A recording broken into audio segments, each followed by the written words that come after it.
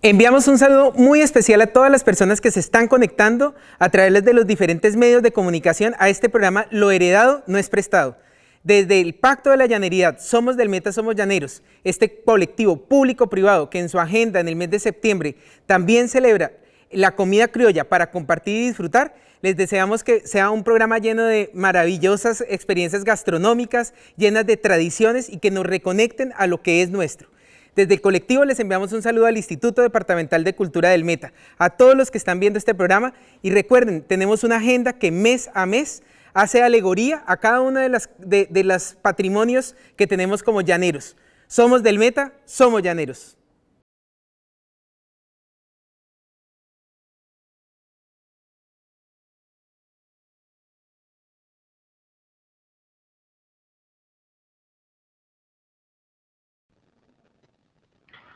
Hola, bienvenidos y bienvenidas. Mi nombre es John Moreno Riaño y este espacio se llama Lo heredado no es prestado, un espacio creado por el Instituto Departamental de Cultura del Meta que busca acercar a las personas a los mundos del patrimonio cultural. En esta ocasión tenemos un programa muy especial destinado a las cocinas tradicionales y tenemos unos invitados llenos de historias, llenos de sabor y llenos de alegría también, porque comer, cocinar es alegría. Quisiera hablarles primero que todo de, como siempre suele pasar en Lo heredado no es prestado, tenemos una persona que es especialista, que o es investigador o es académico, que tiene un recorrido importante dentro del tema que se trate en cada programa.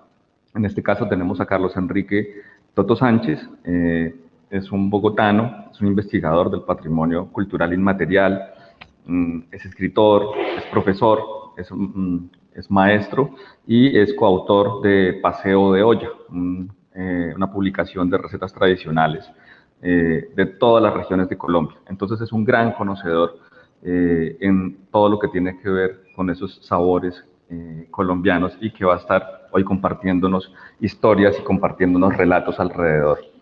Después tenemos a doña Clara Inés Chaparro, ella es una cocinera tradicional proveniente de Maní, Casanare.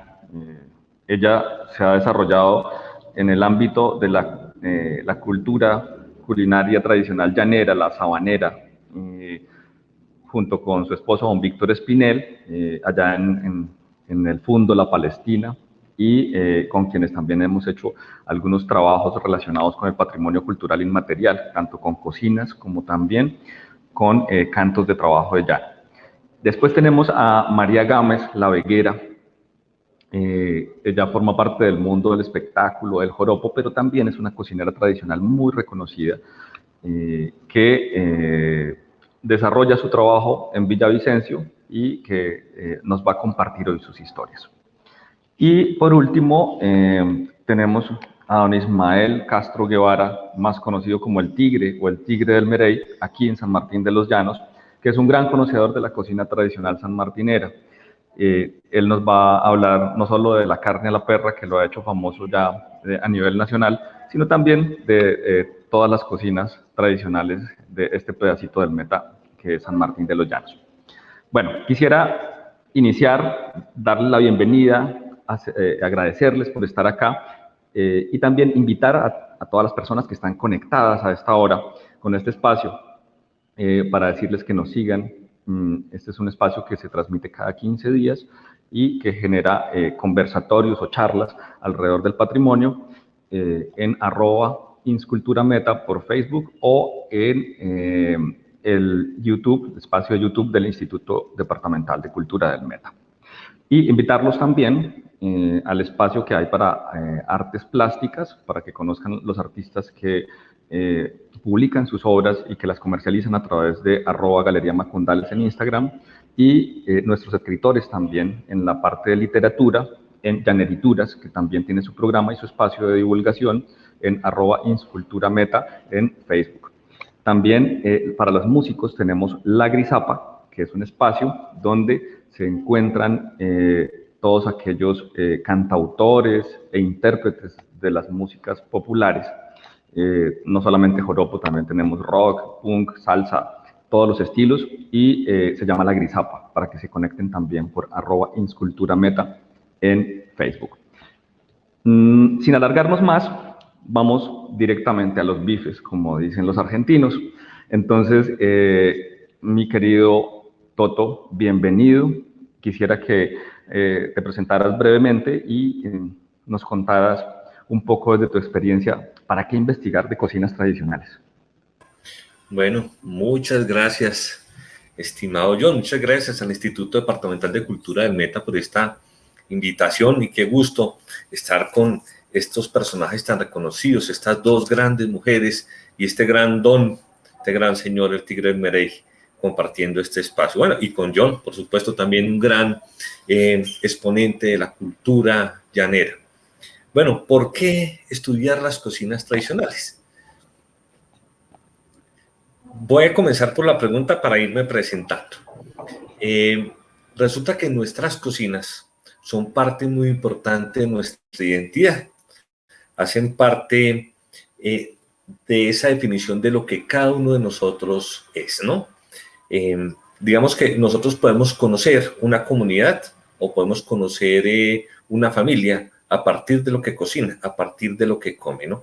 Y la cocina siempre nos va a convocar. Y ese es el secreto de por qué terminé yo estudiando este tema, y es que siempre me llamó la atención de ese poder que tiene la cocina de invitarnos a probar, de invitarnos al encuentro, de invitarnos a poder socializar, compartir espacios, inclusive con aquellos que no son tan conocidos o tan cercanos. Les voy a poner un ejemplo. Nosotros pues casi siempre comemos con nuestros familiares en el escenario de la casa, en el espacio de la casa, pero a veces compartimos con otras personas, otros lugares, una mesa larga, por ejemplo, en un festival o en un restaurante, y se da ese proceso de intercambio. Podemos comenzar a charlar alrededor de la comida y comenzamos a crear también comunidad, ¿no? Entonces, ¿por qué estudiarlas? Porque es parte fundamental de la cultura del país. Nosotros en Colombia no tenemos una cocina nacional, no tenemos un plato que nos defina. Por el contrario, tenemos una serie de cocinas regionales que aporta a su vez una cantidad de ingredientes, de productos y preparaciones que hace que tengamos nosotros algo así como un poquito más de, creo yo, 30.000 preparaciones, de las cuales apenas estamos aprendiendo algo. Carlos, me encanta que además tú tienes como una trayectoria a nivel global, ¿no? De todo el país, y a mí me aterra saber a veces esos números que tú botas, esos datos, y es esa riqueza, esa diversidad que tiene el país. Eso tiene algo que ver, me imagino, con ese lugar común ya de que tenemos todos los pisos térmicos y de que podemos prácticamente cultivar todo, y que además tenemos pues una colonia, una historia colonial detrás que nos hace un sitio de confluencia cultural, me imagino, ¿verdad? Sí, John. Básicamente, lo que hace la diferencia es ese paisaje tan rico que tenemos. Este país de nosotros tiene montañas, cordilleras, valles interandinos, selvas, llanuras, bosques secos, desiertos. Nosotros tiene una zona insular, tenemos una gran cantidad de mares, tenemos un litoral en el Pacífico, en el Caribe, y tenemos una Orinoquía. Y esa diversidad de paisajes es lo que nos permite tener a su vez una diversidad de cocinas. Entonces, cada región, cada subregión en el país tiene su propia cocina, que obedece a ¿qué? Al paisaje, a cómo es ese paisaje, la temperatura, las lluvias, las alturas, y además lo que surge ahí, ¿no? Los alimentos que están presentes de manera natural allí, y además los procesos de colonización, que son los procesos con los cuales llegaron los pueblos amerindios, los pueblos indígenas originarios. Luego llega la presencia europea, especialmente los españoles, a nuestro territorio, y ellos van a hacer un aporte también muy importante a buena parte del país, que es, llamémoslo, positiva, aunque tiene un fondo muy triste, que es el de los esclavizados negros. Los afrocolombianos que surgen de allí van a tener su aporte, van a tener su herencia justamente en esos esclavos que llegaron a Cartagena, y desde Cartagena pues se distribuyeron por diferentes lugares del país. Bueno, y influencias tenemos muchas más. A partir del siglo XX, los primeros años del siglo XX, comienza a llegar mucha gente de diferentes lugares y tenemos entonces influencias árabes, tenemos influencias sirio-libanesas, tenemos influencias japonesas, influencias china, y es posible en este momento en Colombia encontrar cocinas no solamente de las diferentes regiones. Yo tengo más o menos, estoy por el lado de las 23 subregiones culinarias en Colombia, y a eso sumémosle la influencia también de todos estos pueblos que llegan de otros lugares, que traen, entre otras cosas, su cocina, y que nos permite a nosotros crear una cocina colombiana bastante diversa, bastante rica. Qué maravilla lo que nos cuentas. Yo, bueno, mi formación es de músico y yo siempre he hecho como unas analogías entre música y cocina. Me gusta mucho cocinar y siento que esas formas de mezclar sabores y mezclar ingredientes tienen mucho que ver con la forma también como uno mezcla ritmos y mezcla melodías. Pero ahorita quizás hablemos un poco más sobre eso y sobre esa locura de uno hacer esas analogías, porque encuentro muchas referencias analógicas entre una cosa y la otra, ¿no? Entre un oficio y el otro, el de hacer música y el de preparar alimentos. Pero te tengo los invitados de hoy, que son pura Orinoquia, ¿no? Pura esta zona oriental, centrada principalmente en esa zona ganadera, pero también una zona agrícola bastante potente y bueno, muchos amasijos, muchos tipos de envueltos, de hallacas, tamales, etcétera. Para esto quisiera hablar con María Gámez. María Gámez La Veguera, ¿de dónde eres tú? ¿Cómo llegaste a este mundo de la cocina? ¿Y cuál es el plato que más te gusta y por qué? Bueno, muy buenos días para todos y muchas gracias al Instituto de Cultura por esta invitación. Bueno, es mi casa, el Instituto de Cultura, y hoy, bueno, voy a hablarle un poquito el por qué en mi juventud fui enemiga de la cocina. No me gustaba para nada el tarimón, me daba pereza meter leña y ojalá si la leña amanecía por ahí mojada y los fósforos se descabezaban. No, yo odiaba la cocina, la verdad no era el amor mío. Sencillamente en la casa nos inculcaron nuestros padres, son de origen campesino, soy de la vereda La Esmeralda, por el lado de Tauramena, Casanare, que eso es del Tacuya para acá, todo eso, la tierra de Dumar Aljure, el Vigía, la Vigía, todo eso, los lobos. Bueno, eso es una tierra plana, que es entre caños, esteros, lagunas, el río Túa me acompañaba, por eso soy veguera. Y bueno, mis padres empezaban a decir, cuando nos reunía, hacíamos algo malo, somos bastantes hijos, somos 17, soy la número 13 entre ellos. Entonces decían, yo escuchaba, ya llegué a la edad que me empezaban a gustar los chicos.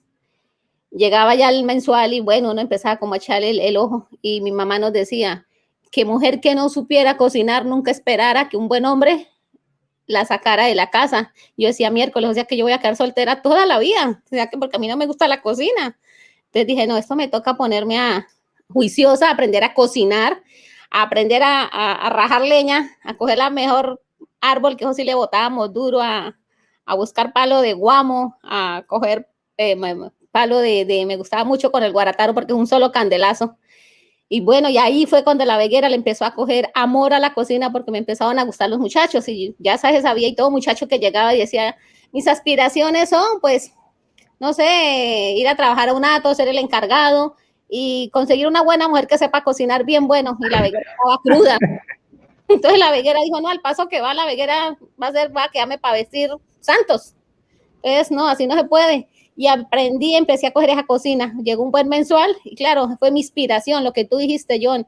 Sí, a mí también me gusta el canto, no lo voy a negar, pero pues el canto, la composición, tanto de un tarimonazo, como llamo yo, o sea, un plato de cocina, es la misma inspiración cuando tú vas a escribir una canción, porque uno empieza a mirar lo que llamo yo el pizarrón, que es el llano, los esteros, los morichales, y empieza uno a inspirarse, empieza como que a imaginarse, y lo mismo me empezó a gustar la cocina por eso, porque empecé a tomarle amor, ya me iba para el caño, tiraba un guaralazo, me cogía un platanote, llegaba rapidito y le sacaba las tripitas, como se dice, lo envolvía en buena sal, buen cilantrón, y cogía el cambuñón, una puñada de cebolla, y metía pues a tripita al pescadito y lo envolvía en hoja de bijao, y empecé a coger ¿con qué? Con barro. Hacía un solo pelotón con el barro y lo metía en la candela abajo y encima le echaba brasa y cogía las yucas y hacía lo mismo. Decía yo, bueno, el pescado moqueado mi mamá lo hace de otra forma, yo lo quiero hacer diferente, y empecé a esa cosquillita, ¿sí?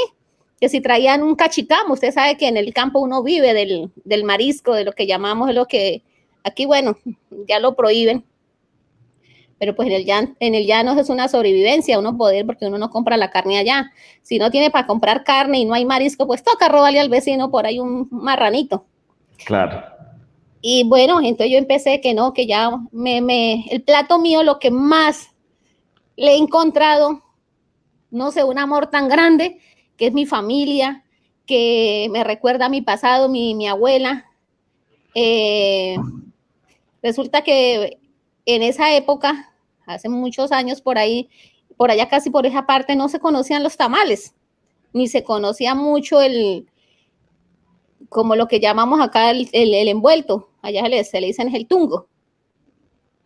Y bueno, empezaba por ahí, pues mi papá, él tenía una embarcación, tenía una piragua que llamamos, y él vendía mercado así por el río, viajaba todo el río Túa, Albichada, y yo empecé con él a viajar. De hecho, yo era la que en la embarcación le dicen a uno que atracar, aquí atracar es que le pongan a uno y le roben sus cositas, por ahí atracar es cuando le sacan a uno el pañuelito y le hacen desde lejos a la embarcación para que pare. Y bueno, yo era la que estaba pendiente donde tocaba parar. Y de ahí empecé yo a mirar que llegamos así, por ejemplo, por el lado de Inírida, todo eso, empecé a ver las tribus y vi que ellos mucho utilizaban lo que llamamos el pescado moqueado, el quiñapira, los asados, que los plátanos, mientras nosotros los pelábamos, ellos no, con cáscara los iban metiendo debajo de la ceniza y le ponían esa brasa por encima. Oye, pues otro poquito y me quedo con un guajibo, porque la vaina me llamó mucho la atención. Y empecé a ver cómo hacían la chicha de maíz, ellos, muy diferente a la de nosotros, que nosotros molíamos y ellos no, con piedras, cogían y cómo era que machacaban ese maíz, lo pelaban con la ceniza. Pues mira que eso es mi pasión, mi ADN, creo que me corre el sentir de haber aprendido de los indígenas. Y pues yo te lo he dicho, Johnny, me conoces, mi familia viene todos, venimos un poquito ahí como aguajibados todos, tú sabes que Casanares se ve parientes, claro. El pariente Piapoco, sí. Y pues mi abuela no hablaba muy bien el castellano, el español, pero le aprendí, y en su lengua aprendí mucho que hacer las arepas de topocho, porque ellos hacen eso mucho, el asado. Yo creo que por eso es que esa gente dura tanto, porque comen muy sano, muy poco el condimento. Y ese es uno de los secretos que hasta el día de hoy he marcado diferencia, porque no soy de pimienta, no soy de nada, soy de sal, de cebolla, cilantrón y el amor y la pasión por mi gente y por mi llano, porque mi ADN es llano, mi ADN es río, son caños, esteros. Y la verdad, maravilla, Vaquera. Yo hablo del llano con pasión. A mí todo lo que se está perdiendo hoy en día, sufro.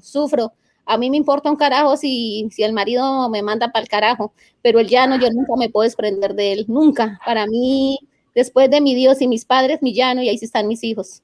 Ok, bueno, no, Veguera, muchísimas gracias. Y dijiste un montón de cosas que creo que sintetizas gran parte de lo que es la cocina, y Toto nos quiere hacer una reflexión alrededor de lo que dijiste ahorita también, esas historias, esos relatos, de ese mensual y de ese querer agradar también o querer meterte en esa comunidad a través de la cocina. Toto, cuéntanos. No, estoy aquí encantado escuchando a la Veguera.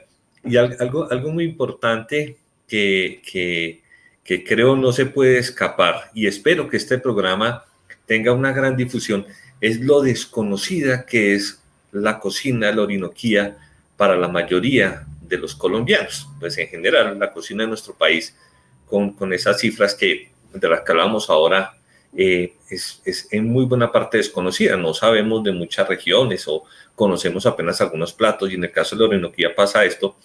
Y no es solamente las preparaciones, es también la forma como se cultiva, la forma como se obtienen los alimentos, todas esas relaciones que hay, todo ese además toda esa historia detrás que me llama mucho la atención porque justamente una de las maneras de definir la cocina parte de entender cómo son las dinámicas de los sitios, ¿no? Entonces la veguera, el mismo sobrenombre ya me lleva a entender parte de esa cocina tan rica del orinoquiano, esa cocina que se da en las vegas de los ríos, esa cocina que depende de esos productos que son transitorios, que se cultivan cuando quedan esas playas tan ricas en elementos después de las épocas de inundación. Y esto es en la sabana inundable, prácticamente ese Casanare y Arauca, una parte del Meta.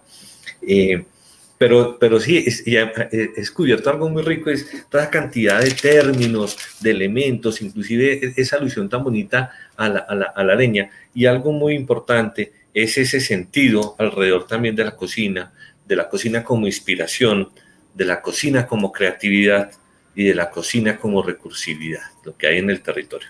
No, creo que comenzamos muy bien, yo estoy muy contento y espero verdad que mucha gente escuche o vea este programa, porque es la oportunidad de acercarse de verdad a una cocina que nosotros simplemente en Bogotá, por ejemplo, solamente asociamos a la ternera, a la llanera y para Totalmente, sí, y se vuelve como una cosa hegemónica ya la ternera, la llanera, ¿no?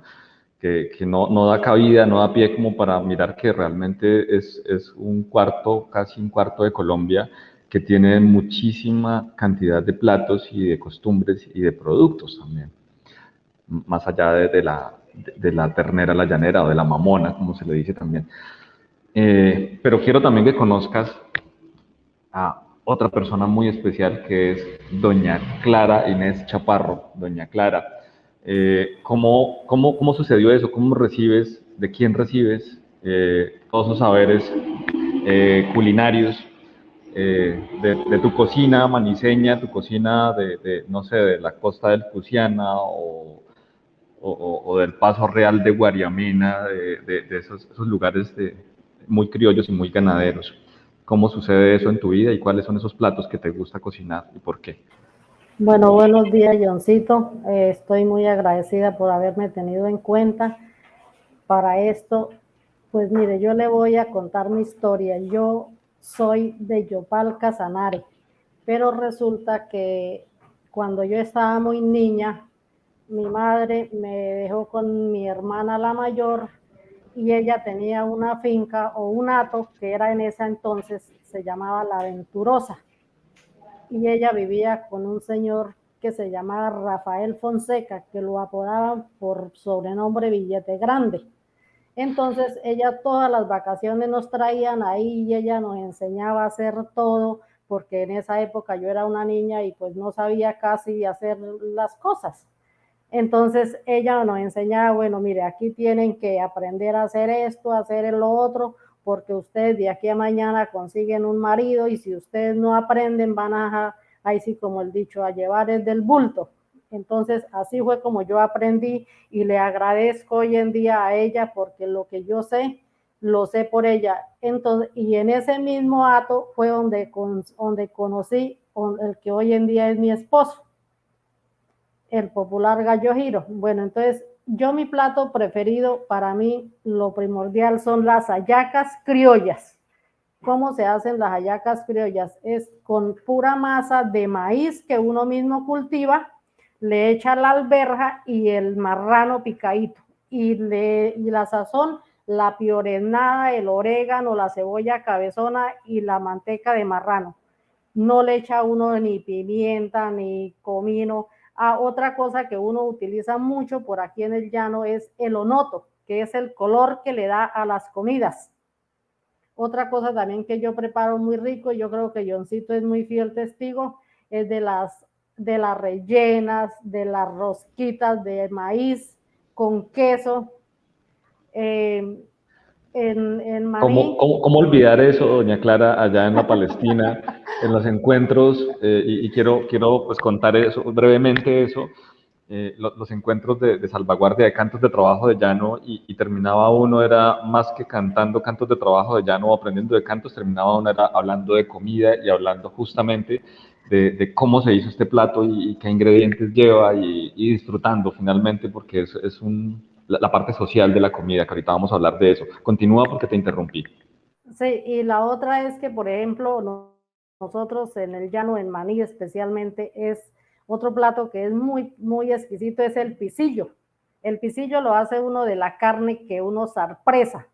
Uno mata el animal, sala la carne, la pone a la brisa o al sol y luego a los 3, 4 días uno hace ese pisillo, lo muele o lo pila en el pilón de pilar maíz y le echa el sazón, lo que le vuelvo a repetir, uno en el sazón no le echa nada de pimienta, de comino, nada de eso, solo hierbitas. Y ese pisillo, hay veces uno le echa huevo, como hay veces no, pero sí queda muy rico. Otra cosa es, por ejemplo, la chicha de maíz. Yo hago mucho la chicha de maíz, los tungos, la rellena, las hallacas, las rosquitas. Cuando mi esposo trabajaba llano, porque recién que nos casamos, él se iba y duraba hasta 15 días por allá trabajando llano. Entonces él me decía, mija, hágame un bastimento.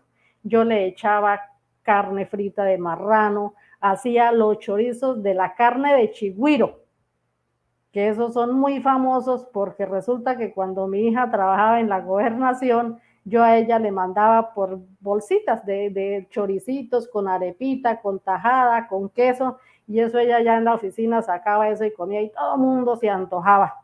Entonces un día le dijo el jefe, Melissa, vamos a hacer una reunión y necesito unos bastimentos de eso, que me gustaron. Y yo sí, yo me hacía hasta los 1000 bastimentos para mandarle allá a la gobernación y esa gente quedaba pero encantada.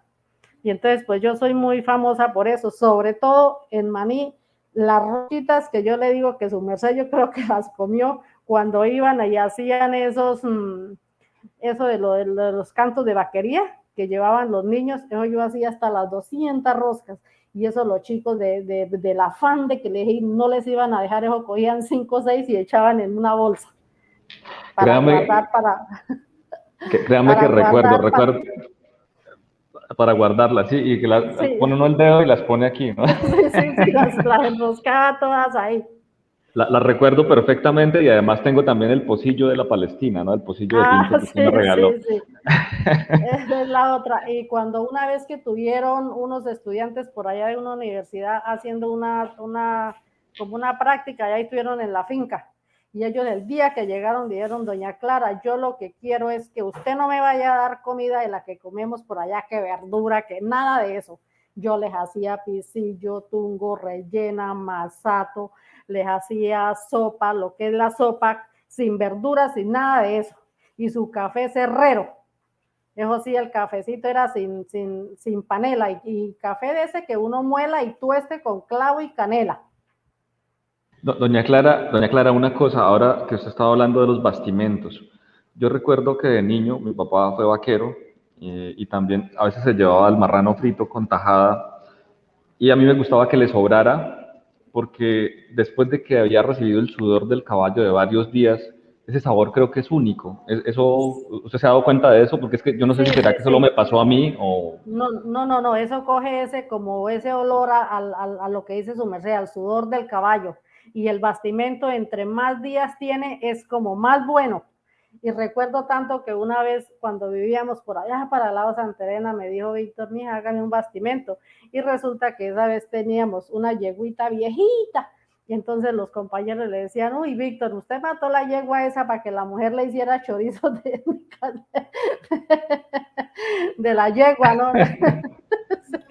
A él lo molestaban muchísimo y como él casi no ha sido maldadoso tampoco. No, menos mal. No, Víctor, Dios mío. Tengo una Toto. anécdota Ah, de dale, sí, sí. de que resulta que cuando estuvo Jorge Barón Televisión en Maní, la manager de ella quería ir a la finca a hacer un video y ese día estuvieron haciendo un video, hubo muchísima gente y pues se mató una novilla, se hizo todo lo que hacía. Cuando esa señora la llamaron, le dijeron, venga, es que no recuerdo el nombre de ella, venga, mira cómo es que se sacrifica un animal. Y esa señora se puso a llorar, no comió, no desayunó. Dijo, no, yo no puedo comer eso porque imagínense que esa carne de ese animal como lo mataron, Uy, eso fue un trauma muy, muy grande para esa señora, pero ya al almuerzo, cuando vio la carne asada y todo, ahí sí echó a comer carne. No, claro, claro, imagínate. Eso pasa mucho con la gente de la ciudad, ¿no? Cuando va Sí, al, sí, al sí. llano, cuando va al campo a conocer cómo se hacen y de dónde vienen los alimentos. Sí, Johncito, señor. Toto, ¿tú nos querías comentar algo? No, Oh, aquí la veguera quiere decir algo, entonces sí, escuchemos la veguera. estoy dale, como, dale. estoy como la chicharra, si no hablo me estallo. Sí, yo quiero ponerle la firma a lo que está diciendo la señora Clara. Sí, los bastimentos, eso es otro ADN, esa es la otra pasión, el otro amor de la veguera. De hecho, yo creo que Johncito también un día quise conquistarle el estómago. ¿Se acuerda, Johncito, con la yaca, con el buffet criollo, sabanero? ¿Cómo olvidar ese día? Ese día conocí a la Veguera, fui a su casa en Villavicencio y me tenía eh, hojas de plátano sobre una mesa con una cantidad de manjares que yo quedé aterrado porque era como volver a mi infancia. Mire, Fue Johncito, volver al paraíso de mi infancia. Johncito, mire lo que tengo. Mire, ¿sí miran? Tengo el marrano salpreso, va a ser los chicharrones. Ahorita Qué casi las maravilla. agarro porque iba a decir don Carlos Toto, y casi le digo compadre Bototo. Me puede decir así, me puede decir así. ¿Sí le puedo decir compadre Bototo? Sí, sí, sí, sí. No hay problema, mejor. Listo, Así estamos más cerquita. No, pues, oiga, qué hambre. Oye, Qué hambre. sí, este programa sí, yo creo que quienes lo están viendo eh, deben estar como locos en este momento, uno pensando en esos chorizos de chigüiro, pensando mucho en las hierbas, en esos sabores, en esa imagen del bastimento, pasados unos días y adobaba más con el sudor del caballo, me parece maravilloso, ¿no? Por eso les decía, esos son las cocinas, esos son las preparaciones, esos son los sabores que la mayoría de nosotros no conoce, que son sumamente ricos y que cuentan no solamente qué es lo que comen ustedes, sino detrás qué actividades hacen. Cuando uno piensa en bastimento, tiene que pensar en una actividad que es sumamente importante en nuestra historia, pues es la historia, sobre todo la reciente, y es el vaquero, ¿no? Ese llanero que va transportando el ganado, acompañando el ganado de un sitio a otro, y que pues nosotros lo tenemos muy rico en las tradiciones, lo escuchamos mucho en la música llanera, que también es muy rica para podernos contar un poco de aquello que sucede en el llano. Pero es que nosotros con la música nos pasa algo muy particular y es que la oímos pero no la escuchamos. Entonces no nos damos cuenta la cantidad de historias que hay alrededor en estos cantos. A veces se nos olvida también este país y qué rico pues encontrarse todos estos sabores, todas estas preparaciones ahí. Yo estoy aprendiendo un montón acá charlando con ustedes, escuchándolos acá. De hecho, estoy haciendo recogiendo mucha información. Solo me falta escuchar a ver con qué va a salir aquí el Tigre de Merey para ver cómo Dios mío. complemento esto. Bueno, Tigre, el Tigre a mí me ha acompañado en lo personal en muchos proyectos de investigación. El Tigre también es un vaquero de tradición, toda la tradición que se quiera, y para él todo lo que ha escuchado no le es ajeno en lo más mínimo. Y yo creo que está que se habla, ¿no, Tigre? Cuéntenos su trayectoria. ¿Por qué termina usted como cocinero después de ser vaquero, arreador, dueño de fundo, ganadero? ¿Cómo es que las cocinas lo enamoran?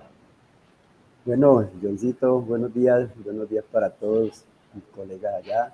Un abrazo matapalero desde acá de San Martín. Gracias al Instituto de Cultura por la invitación. Y verdad que es muy satisfactorio también compartir con ustedes, contar algo de nuestra historia, que hemos sido de acá de este pueblo. Y pues realmente toda mi juventud la pasé, como se dice, a caballo en la sabana, como dice la Veguera, a costas del río Humadea, del río Guamal y de todos esos ríos que cruzan el departamento del Meta, siempre estábamos por ahí, pues mirando cultivos, haciendo cualquier cosa, pero estábamos dentro de la sabana y en la vega también, por eso ha arraigado muchas costumbres de nuestro llano. Cuando estábamos en los datos trabajando, de pronto por ahí decía, va, hay que matar una mamona. Pues uno era mejor que no lo mandaran a dar la bicha. Pero entonces, tigre, le toca, ¿qué hace usted la mamona? Bueno, sí, señor, ¿qué más hacía? Entonces, cogía otro vaquero y listo, vamos. Y ahí comenzaba a la mamona de, no joda, pero le va a tocar que le haga unas hallacas. Así, claro, vamos a hacerlas. Y es ahí comienza uno, no por gusto ni nada, sino por la necesidad de, pues, en el trabajo. Y ahí poco a poco ya mi abuelo Alejandro Guevara era un cocinero experto, muy llanero. Y yo desde muy pequeñito me le pegaba al pie a él y le comencé a aprender platos típicos, cómo se hacía un ajiaco, que lo hacía de hueso de cerdo, de puro espinazo. Y me daba una satisfacción grande verlo sentado en una butaca comiéndose un par de platos de eso. Y decía, yo con esto quedé bien. Y ahí también le aprendí a hacer la carne a la perra muy tradicional, siendo parte de la mamona, pero se hace en otra forma diferente. Entonces yo la tenía a la edad de, póngale 7 años, en ese entonces, y se mataba las novillas para el 24 y para el primero de enero. Entonces él no repetía sábados, si la mamona era anchuzo, el 24 la hacía la perra al primero, o variaba. Entonces a mí me ponía con un cuchillito que habían esa vez que llamaban batecabra, y uno de chino ya lo cargaba cintado en la cintura, porque de ahí yo aprendí a cargar el cuchillo en la cintura. Y cómo sería que quedó pegado ahí, porque no se me ha caído todavía. Entonces ahí yo comenzaba, le sacaba el cuero, él la adobaba con eso sí, pura salecita, un poquito, en ese tiempo ni cebolla, se machucaba, era piorenada, como decíamos nosotros por acá, o el cilantro cimarrón se le hacía, y volvía y se cocía. Entonces la metía al horno, 10, 12 horas, o sea, se metía por la noche hasta el otro día y duraba en el horno hasta la mediodía que iba a repartir. Y ahí todas esas comidas ya en la finca, tigre, ¿por qué no mata a la mamona? Usted ya hace un pedazo a la vara y hace unos 2 zurrones así en el horno. Claro, hagámoslo, pero yo lo hacía era en la finca, así de mi familia, en la de mi suegro, bueno, todo, bajaba mucha gente de Bogotá y al mismo me llamaba, camine, va a preparar. Últimamente ya nos fuimos viniendo hacia el pueblo, todo lo más, y ya acá en el pueblo, pues uno siempre acostumbrado al ambiente del campo, y a caballo, corra para un lado, corra para el otro. Acá se siente uno como más recogido, y dije, pues, ¿qué hago yo acá? Y un día salió un trabajito, digamos, una reunión, y dijeron, bueno, esta reunión estuvo hoy de 60 personas nomás que nos reunimos. Mire, ¿qué hacemos para darle 300 desayunos el otro fin de semana a la gente? ¿Qué les damos de desayuno? Y no, pues, a mandar a hacer unas hallacas, con la hallaca, y queda bien desayunada una persona. ¿Y quién las hace? Y no, pues, si quiere yo las hago, eso es lo de menos. Digo, ¿a cómo valen? Y a tanto, digo, hágalas, tenga. Y una vez hice las 300, desayunaron ese día, súper contenta la gente. Uy, qué cosa tan buena esta vaina. Como a los 15, 20 días me llamó, tigre, hágame el favor y me hace 500 para acá, para Villavicencio, y yo le mando el carro a recogerla. Claro, doctor, con mucho gusto. Y así fue que de una vez dije, yo ve, esta vaina pega, bien, yo como que, y ahí comencé a trabajar ya la comida.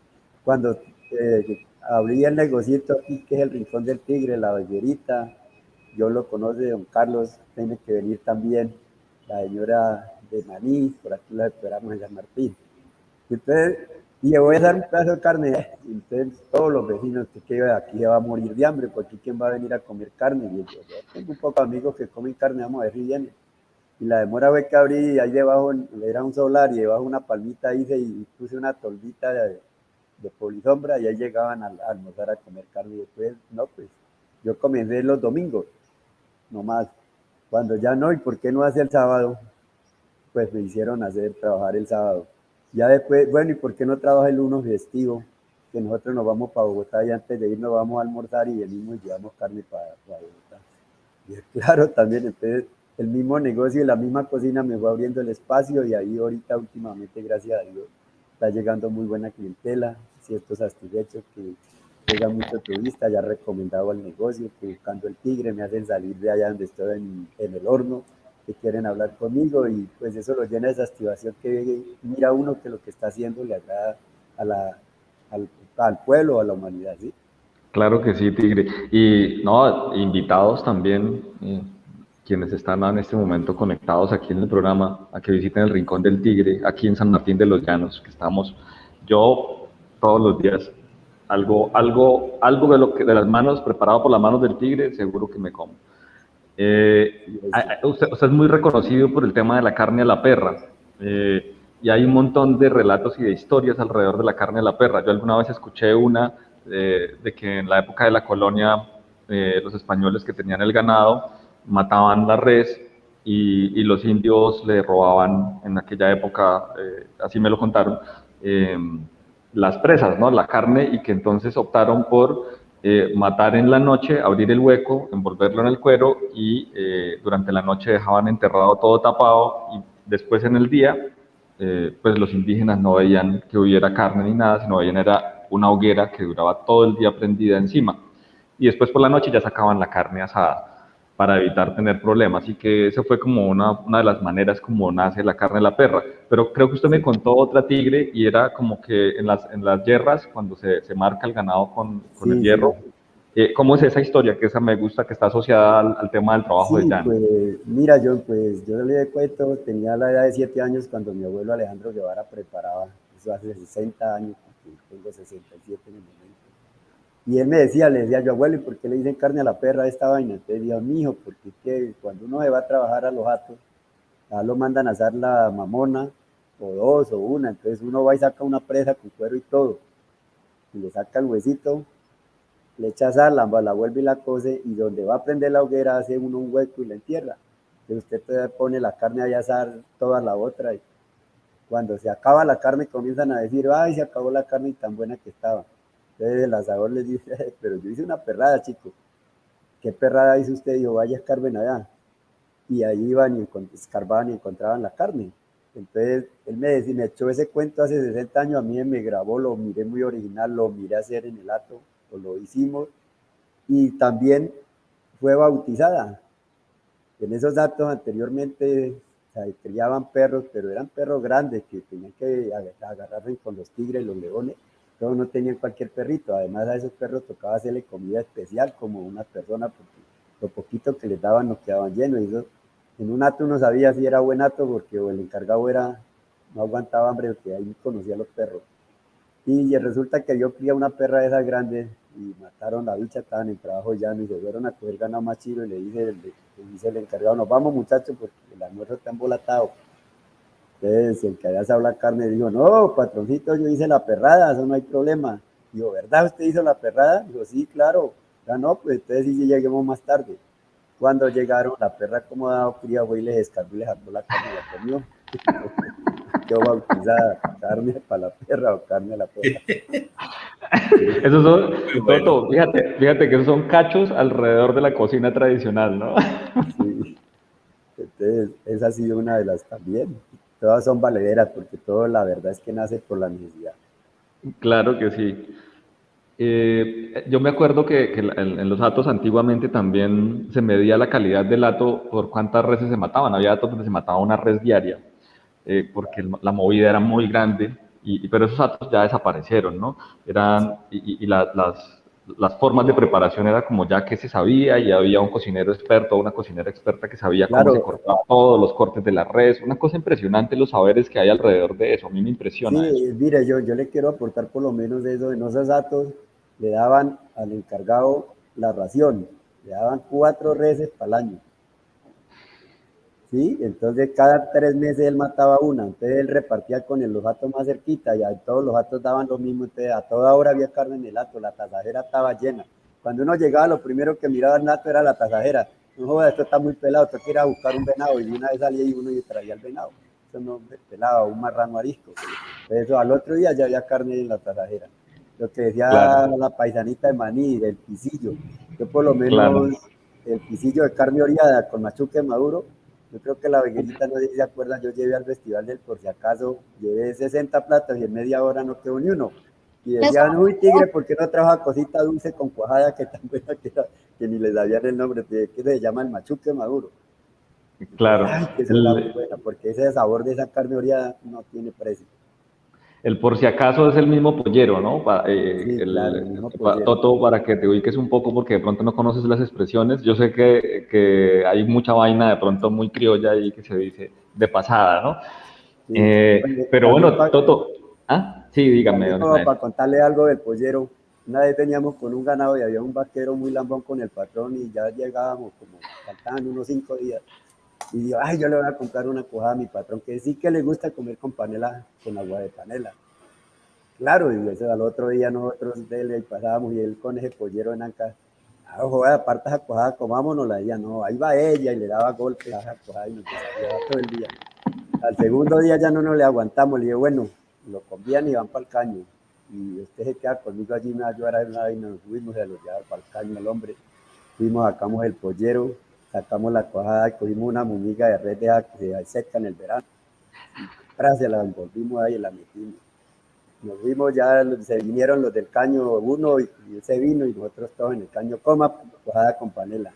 Y él pues tranquilo ahí, al otro día, ay, saque la cuajada Carlita y nos la comemos. Digo, no, ahí va ella, ahí va ella. Y llegamos y le pasa eso al patrón y lo destapa en la mesa. Cuando la pasó para la mesa no quedó ni uno en la casa. El Dios no le dio rabia, le dio brida a Dios, no joda, pero con semejante que anda aquí ahí, eso no, semejante majada. Ay, don Ismael, Ahí el va caso del ella, pollero, sí. ahí va ella. Bueno, Bueno. muchísimas gracias por todos sus relatos y todas sus vivencias. Toto, ya nos estamos acercando al final, entonces quisiera que nos compartieras alguna reflexión alrededor de este espacio. No, reflexiones muchas. Una que este programa no se puede escuchar sin tener algo a la mano. O sea, hay que echar una presa, alguna cosa, un cafecito, algo, porque despierta un apetito increíble. Me gustó mucho la historia, pues, y las anécdotas alrededor de la cocina siempre son maravillosas, ¿no? Alrededor de las preparaciones. En este caso, con esas dos versiones que escuchamos, la suya y la del tigre, acerca del origen de la carne a la perra, me inclino más por la segunda, mucho más cercana a esa vida de hato, a esa vida del trabajo en el llano, que a la primera, ¿no? Pues la primera, porque igual hace alusión a una forma de preparación que es el horno de tierra, que pues, se tiene en muchos lugares, pero que no era, pues, pensemos en algún momento desconocido para los indígenas, pero me encanta más el imaginarme ese trabajo del llano con ese resultado tan bonito que es poder llegar a la cocina, ¿no?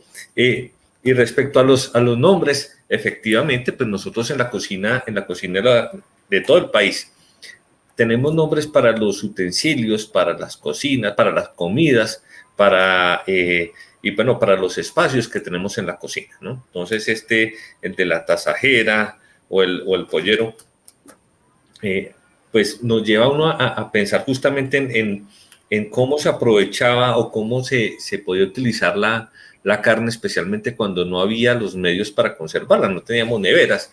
Entonces, esto hace todo un cuadro completo porque implica esa recursividad para poder aprovechar un recurso tan complejo como es la carne. Bueno, y otro recurso también asociado es la leche, que digamos que este es un ganado que su propósito es producir carne, este ganado llanero, pero pues siempre existieron excedentes de leche que lo vemos nosotros en todos estos amasijos de los que hemos hablado, de esas rosquitas, y que no, se imagina la cuajada, ¿no?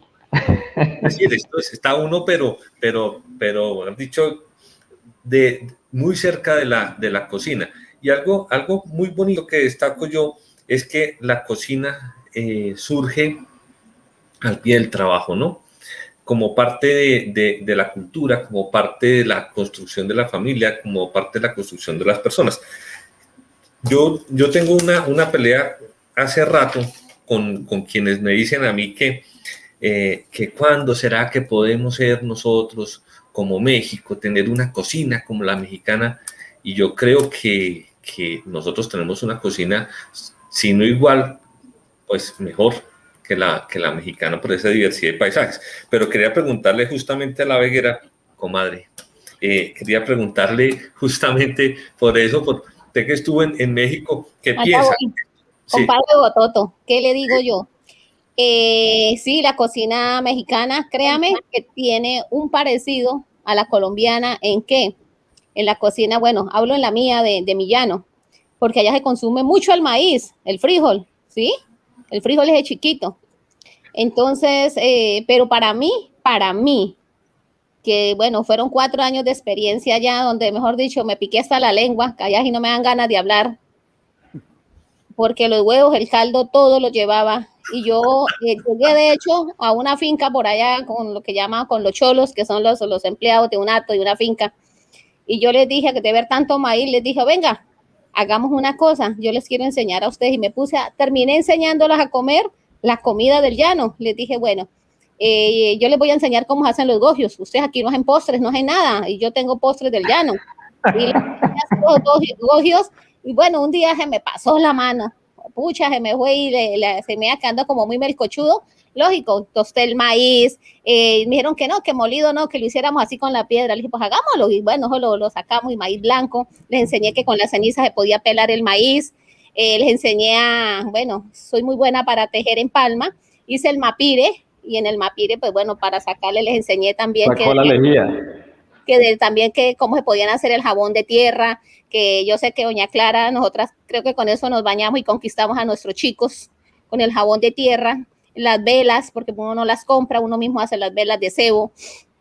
Bueno, les enseñé todo lo que podía hacer en un mapire con el lejía, y sino que un día me pasó la mano, se me fue, quedó muy, muy dura la melcoche esa, y esos desgraciados gogios quedaron como para romperle. Sí, dejé uno mueco, le partió los dientes y hasta ahí se me acabó la alegría. Porque yo le dije, me dijo, bueno, ¿y eso por qué lo comen por allá? Le dije, porque eso se les echa en el pollero, en el bastimento.